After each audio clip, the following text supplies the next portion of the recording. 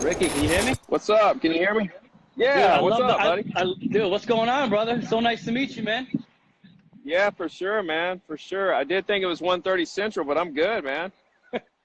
I appreciate you being ready to jump on like that, man. I totally forgot about the Central East Coast times. Yeah, no, Kept it's all thinking the good, same thing. brother. It's all good. Did I you have a only good think Easter? Easter was good, man. Spent it with family. Gave my niece about 7 Easter egg hunts. Couldn't get enough, Nice. man. Wore me out. That's how I know my age is just getting there, man. But We hid some eggs and had let my wife's grandfather find the golden egg, and we put the little picture of the baby in there, man. oh my God. Oh, is this gonna be your first one? Oh, little static over. Can you hear me? Yeah. Great. Is this your first? Yep. Oh, congratulations. Oh my God. Life changing. Yeah. Life changing. Yeah. Big You got stuff. you got a name picked out or everything already? Well, I'm a junior, so we're gonna go third if it's a boy, and Okay. Whitley, I think, if it's a girl. Awesome. Yeah. Awesome. Congratulations, man. What's the Thank due you, date? bro. November 18th. Okay. Wow. Yeah. November, baby. Scorpio. Awesome. Yeah. Awesome. Little fire. Dude, so now that I got you on here, man, I only got a few questions for you, man. You've had a lot of success with REMAX. #1 agent. You've had over $150 million in transactions, right? Is that correct? hmm At this Probably, point, probably more like over 200 now. I think that's over old 200 now. stat. Okay. Yeah. And you're doing well. I mean, you're giving away a lot of content for free. No real Yeah. estate coaches for free. Right. I want to ask you a question. Why real estate at all, first off? Well, I got in real estate because I wanted to help people. Like my first idea with real estate is I wanted to help first-time home buyers and just help people in general. That was my first thought. So that's what kind of got me into real estate as far as why I picked real estate. Another reason was it was only one class, right? It's only one class for, I mean, Make as much most, money as you want, yeah. right. I mean, most occupations like a doctor, lawyer, and stuff like that, you're in school for 5, 10 years. And with Okay. real estate, it's one class. So I'm really good at figuring out what's efficient. hmm And when I realized that one class, boom, sky's the limit, and I could be in a position where I can help people, it was hmm kind of a no-brainer.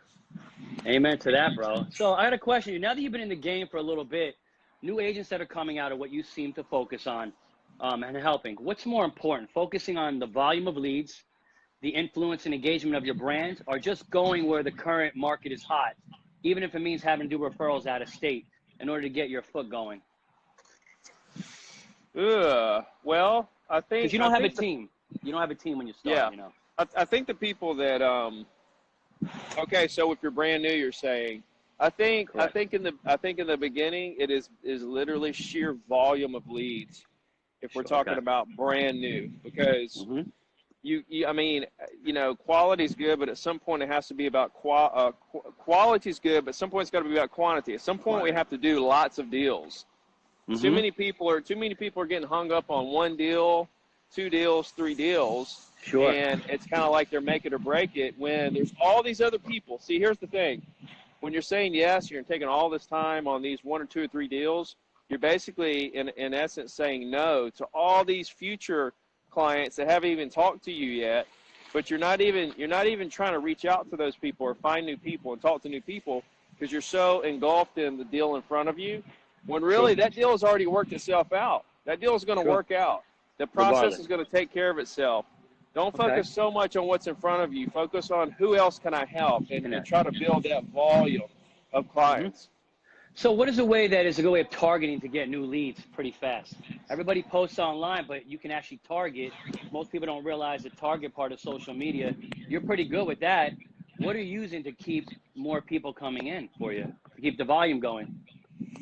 Well, like when I started real estate, there was no social media. So Okay. I am a phone call guy. I love phone. I love circle prospecting is my thing because I can Yeah. pick out a neighborhood, I can pick the price point, and it's unlimited. I can't call all the property owners, and these are the highest quality prospects because they buy and sell. They already own the property you want to sell.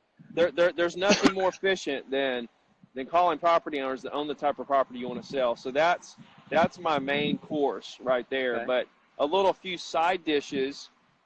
I don't use social media to get leads. I use social media to do the second thing that you talked about, which is building brand and influence. Building a brand.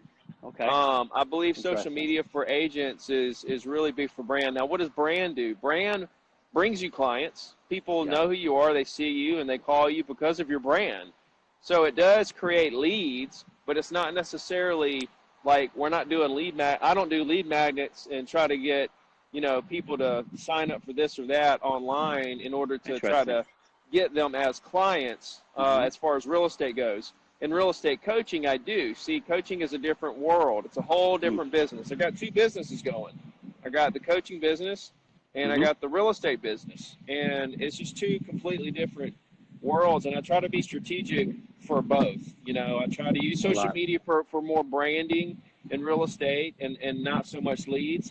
And then I use it in coaching for leads and branding, you know, probably more leads than brand. Yeah, both. So I think branding across the board is social media. You know, like you have to use it to brand. I don't care if you're getting leads or not. You got to build a big brand. And like social media is the best place, the cheapest place you can reach the most people and build that brand. But then at the end of the day, you have to kind of figure out what's the most efficient way to get leads. You know? And so that's everybody's own decision of like where the highest quality leads are.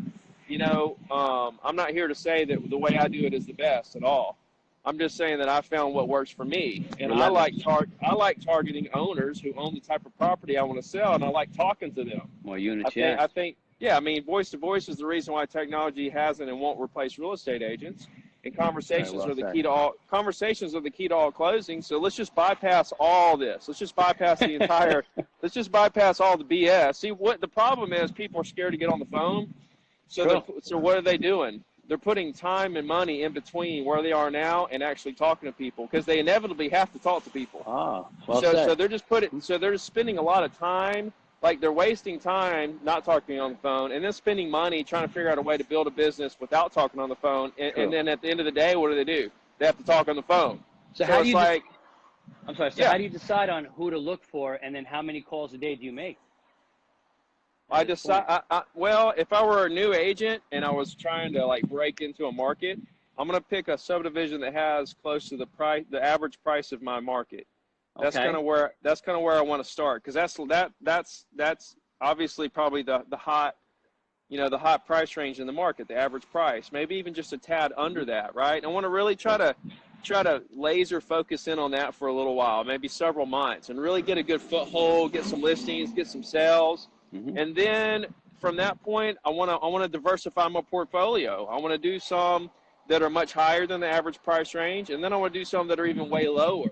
And I want to kind of be diversified in my entire farming portfolio so that, you know, regardless of what the market does and whatever sector of the market becomes hot or cold, I've always got a nice little foothold in each price range. Scaling the proximity of your strategy. That makes total sense. Yeah. That's actually brilliant.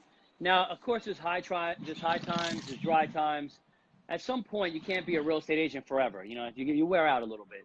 When do you start converting your money into passive income or start looking for other ways to have income in to float you? Is there a time frame when you're like, I got to start having something else coming in? Because it does become costly after a while.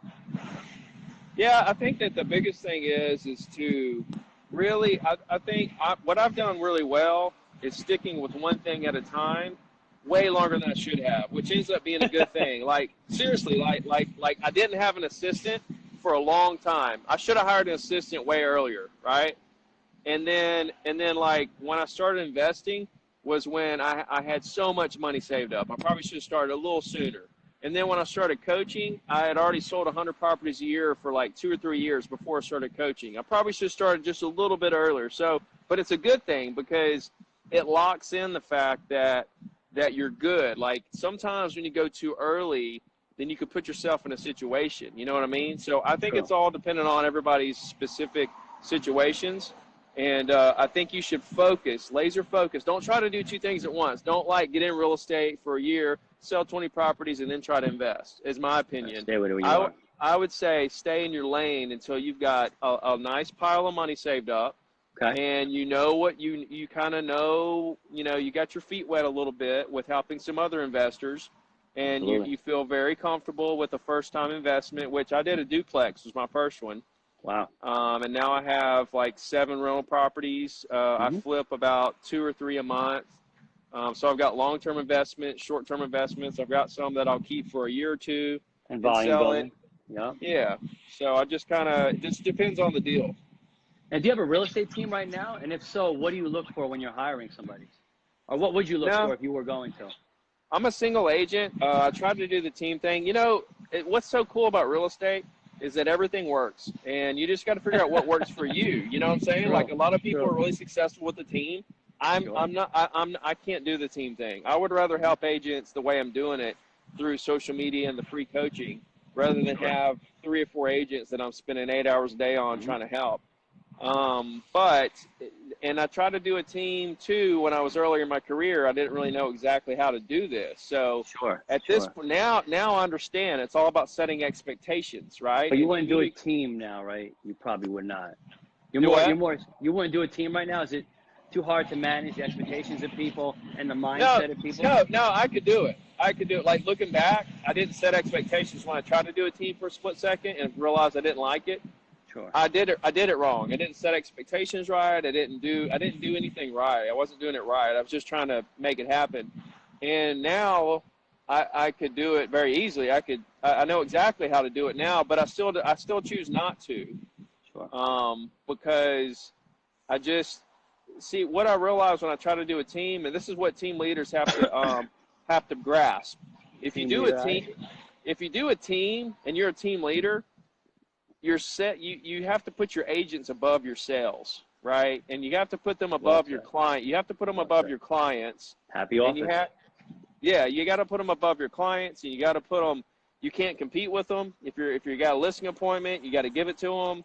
There's a lot of stuff there where you got to kind of back off of sales and move into that role of being a team leader. It's a hard thing to do. It is for me because I love the sales, man. I'm a sales guy. I want to be in the sales. I get a thrill out of helping people. I get a thrill out of helping them find a property or selling that property they needed to sell for the highest possible price. Everybody's smiling at the end. That's the part I love, and I'm addicted to it. So I can't do a team because my heart is with the clients and wanting to sell and help them buy and sell. Now, is there a point when you know that your real estate's not for you? Is there a point where you got to like throw in the towel? No matter how passionate you are, you're just like, damn, this is just not going to work for me. My voice, the way I look, something about me, the way I think, I got to throw in the towel. Is there a point that happens? You become like office admin or something? You mean for just people in general? Yeah, people that are beginning in the career. Yeah. I think no, right? I think there's not a point of that. I think that every single person here's what's cool about real estate. Totally unlimited for everybody, right? And the reason it is because our personalities match up with different people so differently, and we connect with people on such a different level that it creates this unlimitedness, because you can't talk to everybody in the world ever. So what I'm saying is that I don't care how bad you talk or how ugly you think you are, or how you know what I mean? Like here's the punchline. Whatever your roadblock is, whatever you think your misfortune is in life, whatever you think your excuse is, I promise you that within that exact excuse or roadblock is a huge opportunity. It's like new agents. New agents say, how do I compete with these experienced agents and stuff? They're selling 100 properties a year. How am I supposed to compete with that? When you're talking to the seller, you say, hey, Mr. Seller, look, I haven't sold a single property, and that's why you want me, because I'm going to spend 8 hours a day on just your deal, right? And look, if you want Mr. 100 deals a year guy down the road, go down there and ask him where your deal is going to be on his priority list, and come back and talk to me and see if he can look at you straight in the eye and tell you that you're going to work 8 hours. He's going to work 8 hours a day on just your deal until it's done. It's not going to happen. So, and I could name so many more scenarios, so many more that new agents have advantages over other people. It's the same thing with everything. If you think you're scared of the phone, if you think your social media ads aren't any good, if you're not getting any traction with you know, with anything, you showed property to buyers and they never called you back, and you just don't think this is cut out for you. I promise you that that's happened to every single agent. Every single agent. People do not like the volume of numbers. Most people probably don't make 20 calls a day, maybe 30 calls a day, even at the minimum. And that's a short couple dials. That's all it is. That's actually a lot for some people, because a lot of people, to be honest with you, man, they don't make any calls. Yeah. Zero. You know? So, like, what happened? Literally, if all you did was 20 or 30 calls and you were consistent with it, you would blow up. Blow up. You would blow up. So I have a question for you, too. You think the agents will ever be replaced, you know, by like streamlined systems that are like swipe, click, and buy?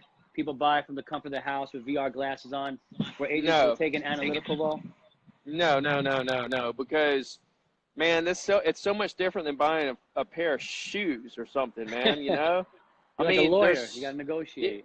There's well, not even that. The product itself, as far as like VR goes, you know, that's fine to check it out VR, but then you have to go look at it, because what if the VR was taken and then since then the paint is all messed up and the AC, you don't know the age of everything. I mean, you gotta see.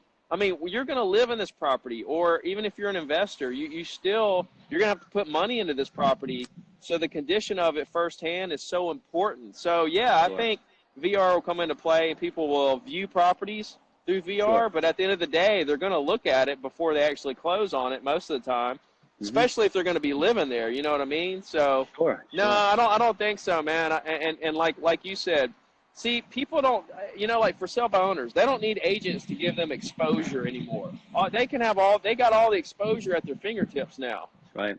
What they need agents for is to do the work that real estate is, that they don't think it is until they try to sell a house. Then they realize, all the work that goes, all the stuff that we do, on top of getting the property sold, showed, getting information to the buyers, dealing with all the scheduling and stuff, and then we negotiate for them. I say it all the time, Yeah. Then we negotiate for them. Then we deal with all the other stuff, the law, the title company, appraisals, lenders, inspectors. All negotiating, They don't have to worry about all that stuff, you know, when they deal with us, and we'll make it a smooth transaction for them. It's funny because I always say, like, if you go to court, who's the judge going to listen to? You pleading your case or the lawyer representing you? So I'm like, we're kind of like, we're lawyers of real estate in a way. We're the doctors. We're the ones that give you the right prescription. We're negotiating. So you're right. Nothing will ever replace a personal relationship. Nothing. It's funny you said lawyers, because LegalZoom, you know, when it came out, you know, people were thinking, you know, that was going to replace lawyers and stuff. But the lawyer business has done nothing but increase, you know. Yeah. So it's a good thing. So there was someone that chimed in on here. They said, how do you find numbers of people? Somebody had asked that. Where do you go to find numbers of people? Is it safe to call out my coaching program and stuff on here? Is there a safe to call it who? Is it safe to talk about my coaching program? Go ahead. Okay, yeah. If you guys are interested, 02diamond.com. If you go there, have a completely free. No catch. No. This isn't a free up front. You know, get you on the back end for something. This is completely free. Give you all, tell you exactly how I do everything. And there's programs in there that I use, like RedX, for example. There's a huge discount with RedX, and that's where you find all the phone numbers, GeoLeads. You put the address in the address bar, it finds all the numbers in the subdivision, and then they have a dialer as well. You dial them right there. They also have expireds and for sale by owners. But, you know, there's all kinds of stuff there, but RedX is what I use for that. Unbelievable. So what's the biggest deal you're working on right now? Or the one you're trying to get, I should say? Like, just in terms of life, what's my big thing I got going on? Now they know that the baby's coming. It's going to change things. Time's going to be divided. You're going to be more motivated, more happy after you're done holding the baby and stuff. When you get back out there, what's the big thing that you feel like you're going to go after? And what would you say your tactic would be to go get it? Because I know you're a man of accomplishments, and you got another big one in you. Well, right now, like, I hit the 100 deals a year thing, so that's automatic. I'm already at 30. Let's see, what am I at? I'm at like 31 sold. From this year already? Yeah, this year. Yeah, 11 million sold. I got 9 million under contract. Yeah, right now, and I'm looking to have the same year I've had the past 2 years. which is over $1 million in GCI, over 100 deals a year. So I got that kind of going really smoothly. So in 2017, I wrote the 2 books and started the coaching program. And then 2018, I figured out Instagram and YouTube and started growing on those platforms. This year's been the year of speaking. I've been to 7 different cities already this year, speaking and spreading my message of relationships over transactions. And I'm going to Brazil next week. I'm going to Brazil I'm the keynote speaker at R4, the REMAX REMAX of Brazil conference. Okay. So that's going to be good. When I get back, I'm going to be in Minneapolis, El Paso, Charleston, Naples, and Dallas. What about New York? I have a New York thing in January that I'm going to be at. Oh, next January. Okay. Yep. So I'm still ironing out the deals on it, but I'll be up there in January. It's locked in. They just haven't told me all the final dates and everything.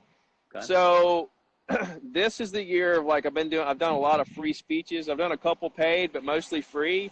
But I'm getting my message out there. So when like November's going to happen, the baby's going to be here.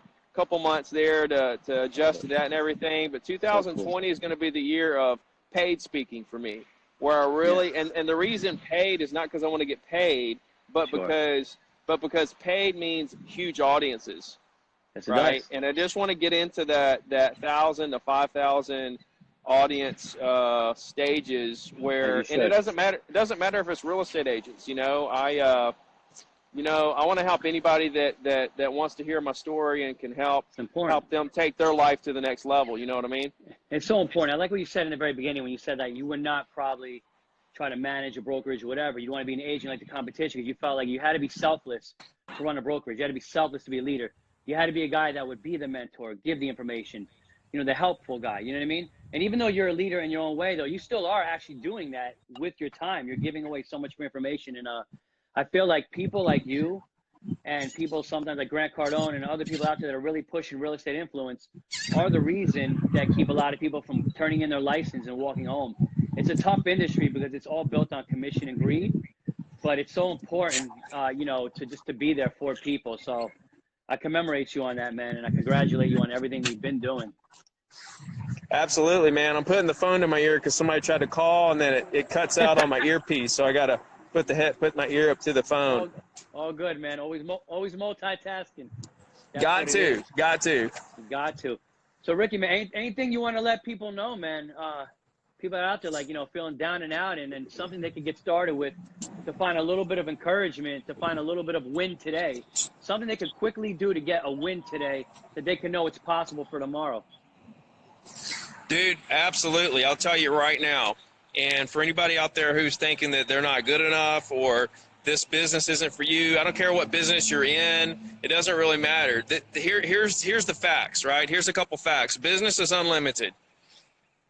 Okay, it's unlimited for you, for each and every person, because you're going to connect with people differently. Closings are happening every single day, right? All around you, there's closings happening, which means people are signing purchase agreements right now on agreed upon terms.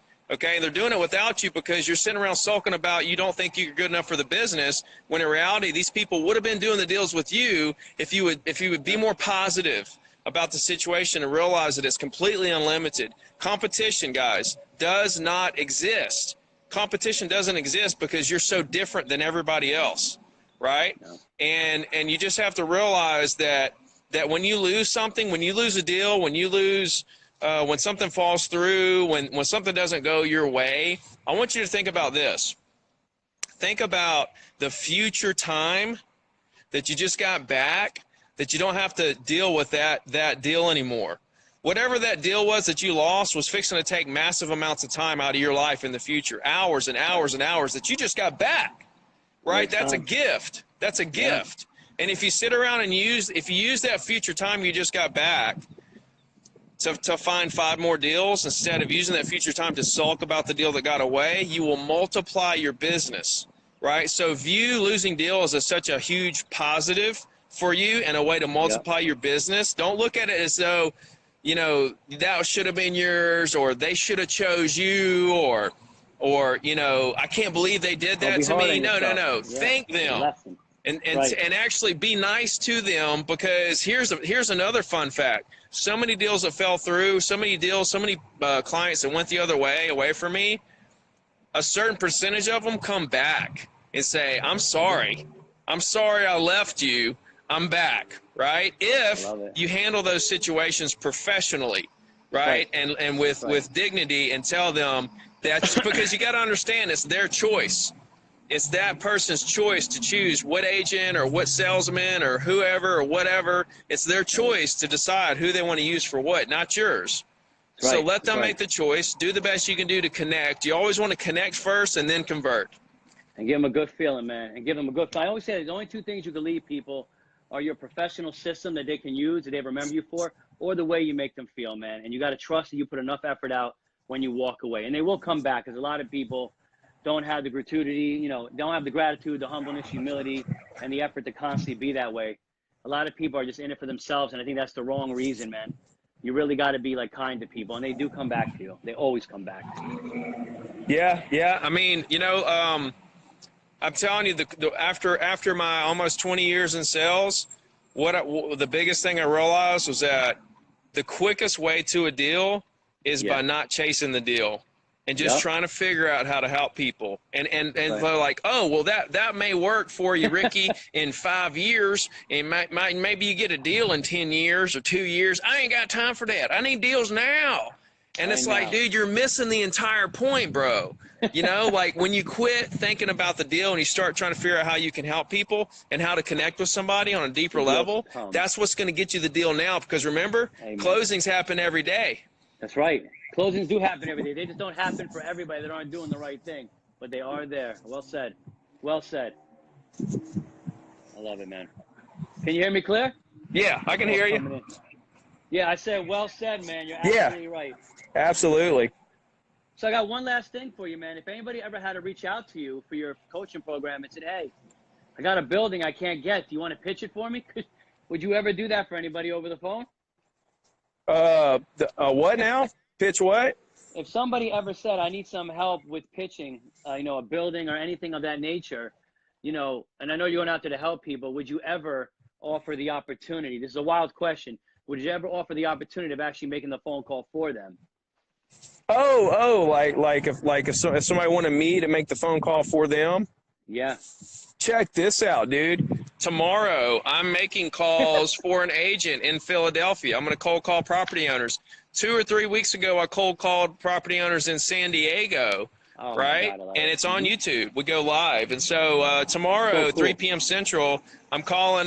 What I do is we go on RedX, and then we just do 3-way call, and then he mutes it on his end where it's his number on the caller ID, but I'm talking to him, and I'm saying, hey, I'm Ricky Carruth with this person's office. What's up? And I start talking to the property owners, and we do this live. So, yeah, I'm actually doing that tomorrow. I love that, brother. You may be getting a call from me soon. But yeah, to answer your question, I answer every single DM right here on Instagram. So you've been good. Yeah, if anybody needs anything or you want to know more about what I'm doing or anything I can do to help you, just reach out to me on here.